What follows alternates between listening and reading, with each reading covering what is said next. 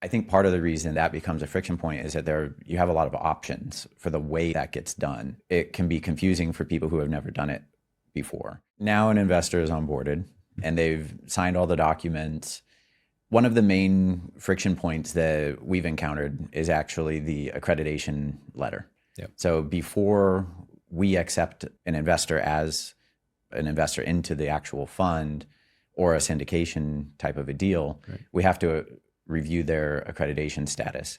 Right. And I think part of the reason that becomes a friction point is that you have a lot of options for the way that gets done. It can be confusing for people who have never done it before. Yeah. And maybe you can speak to some of the ways that you see it getting done. Even if with our investors, I've seen 4 different ways in the last month. So at risk of getting too technical, at a high level, what's going on here is that you guys are running what we call a 506c offering.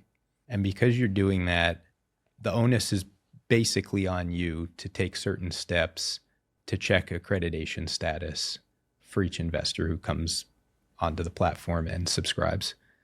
And so mechanically, there are 2 ways to do it.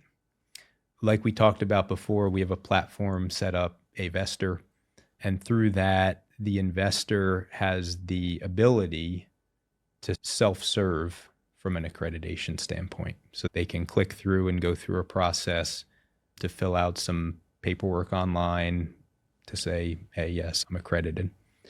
So that's one option. The other option that each investor has is to simply send in via email even to either of our teams documentation that proves out that they're an accredited investor. We tend to see that documentation come from a couple of different places. A lot of folks will go to their personal accountant and say, hey, I want to invest in this private offering. I need an accreditation letter or something analogous to that. And an accounting firm, presuming they understand your finances, would be able to provide that.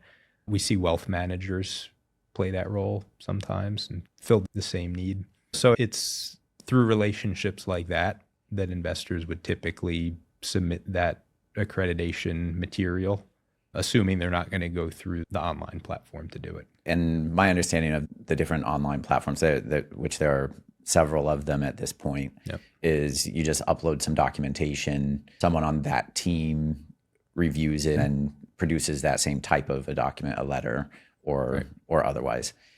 And then it hits our desk to review and approve. And this is, for us at least, part of the services you provide is you take a look and you let me know, hey, this person submitted their letter. It checks out to us. So then we have a second control point, which is me, and I look as well.